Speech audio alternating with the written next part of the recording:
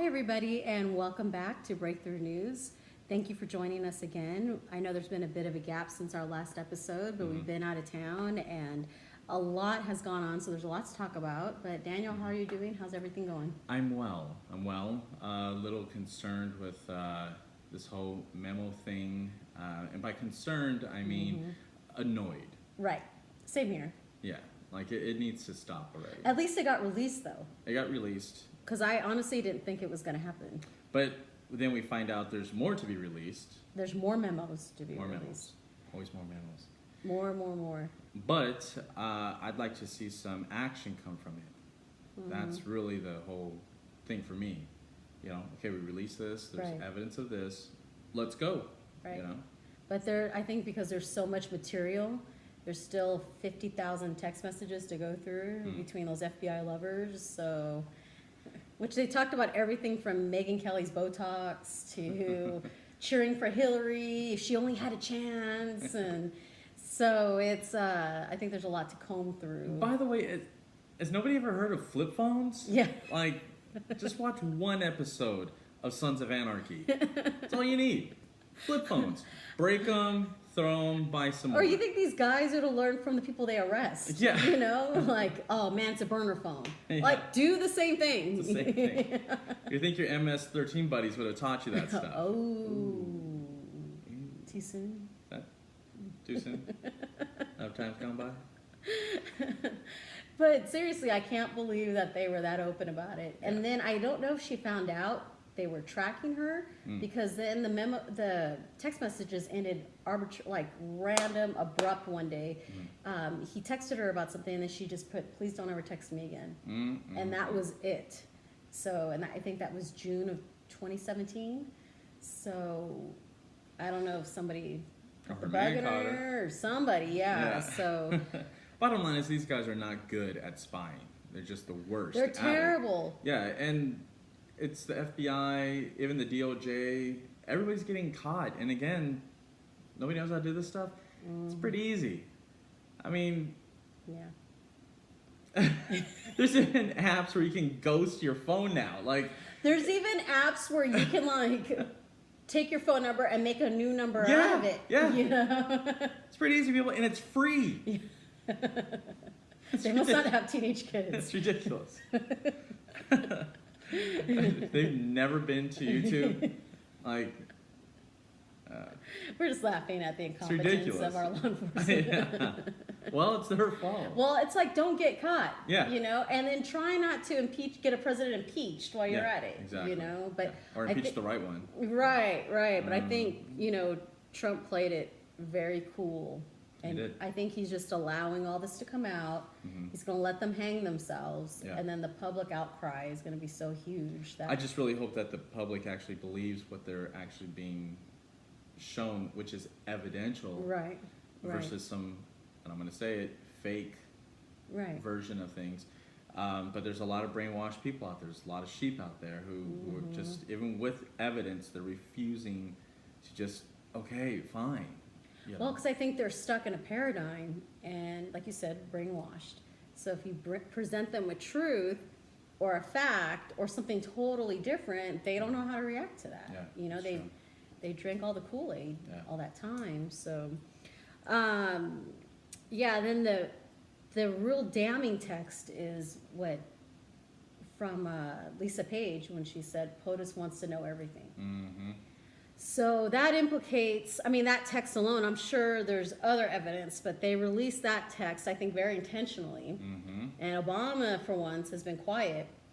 I think Hillary's been pretty quiet. Yeah. Obama he only went on Twitter for Martin Luther King Day. Before that, he had been on Twitter, and then he hasn't been on Twitter since. So it's been about a month, and that's unusual for him. He always has something to say. That's true. Well, when you get caught up, you tend to hide. With a bunch of lawyers. Yeah, a wall full of lawyers. The other issue that is more of an annoyance, and I'm sure everybody who's watching this will also agree, it doesn't matter what side, I was going to say what side of the wall you're on, but it's enough already, this whole DACA stuff. It's enough. Let's just figure it out. Let's move forward. Yeah. Yes, there's 1,000 awesome, clever memes out there. Well, I'm a dreamer. My dreams count. He had a dream. They have a dream. It's funny, interesting, Right. somewhat inspiring, depending on which side you're on. But it's enough already. Well, I It thought really it was is. brilliant what Trump said in the State of the Union address when he said Americans are dreamers too. Right. And you know, they say like charity begins at home. Like you have to take care of home first. And you know, these Dems think that the money's just going to keep getting printed forever, and they can use that to buy voters. That can't go on forever. No. You know, and as much as we like to help people, we can't even help ourselves. You know, so It's like I mentioned in the previous show, this state alone, California alone, has the highest homelessness. right, You know, American. yeah, homeless. American homeless. So why aren't we helping them? And then all the Yeah. veterans out there Right. that are American It's and not- serve their country, they don't deserve to be shafted. It's not a racist thing. It's Right. not a party thing. It's a human thing. Right. Okay. Not everybody that's homeless is just lazy, Right. or there's some ridiculous circumstance. Well, it's your fault. There are many reasons. There's a from lot of health stories and out there. mental issues all the way down to economy problems, Mm-hmm. economic problems. There's always a reason. There's always a story. Right. We have the highest teenage homelessness. What is that all about? You know, where are all these people who supposedly care? Where are they at? Where are the social services Right. at? You know, all this money that was printed for all these organizations, and yet we still have the highest numbers in this California, this democratic state. Right. You think with all these democratic leaders, they had 8 years of all this fake printed money, they'd put it to use and help some people, but it never Right. got done. Right. Which is why, you know, it's absolutely a... And then you wonder where did all that money go? Mm-hmm. Wall Street. But besides that, Yeah. Anyway, that's my rant. But having said that, I do think that this situation needs to be taken care of. it does. Because it's ridiculous. And truth be told, every president for the past, 20-something years, including everybody's favorites in the Dems, including Pelosi and Chuck, they've all talked some serious trash about illegal immigrants. And then there's sound bites Hillary on did it. too. There's sound bites on it. Yeah, they're You know? everywhere. You That's can what I'm saying. find all this stuff about what Hillary said. They need to go home. Yeah, and- Clinton, Hillary, Clinton, Bush's, Obama, Pelosi, Chuck, they've all said it. They've all talked Yeah. trash, but because it's a white guy in the White House, racist. Right. That's just the most ridiculous hypocrisy. Like, it's just, it's Right. too much. It's too much already. It's Please. too emotional. Yeah. And it's got to, people just need to go back to the beginning and just say, you know what, this is who we are, this is what our needs are, this is the money we don't have, but we're going to act like we do have. Let's take care of this first. That's why I love his infrastructure plan. Right. Because, like I said previously, you know, the country really needs improvements to airports and Right. bridges and tunnels and roads and all of that. But it's gone too far ahead. I think the left has gone way too far with their stories, and then even the right has gone too far, you know, saying, blah, blah, blah. I think everybody just needs to calm down and just say, you know what? These people have had how many years to get in line? Okay, yeah, you were brought here against your will as a child. I understand that because we've moved somewhere I didn't want to move when I was a kid, you know, and I had no choice. I was like 12. We had to move. I'm not going to be homeless. So I understand that.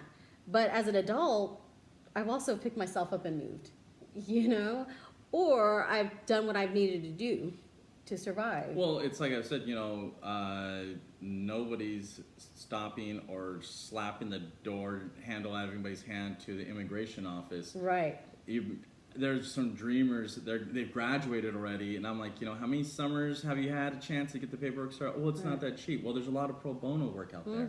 There really is. Go to I any can Google it sanctuary anywhere. city, Yeah. and there's an attorney there that will not even speak to you in English, Mm-hmm. and will help you out. You know, there's no excuse, and it's not fair to the people who've done it legally.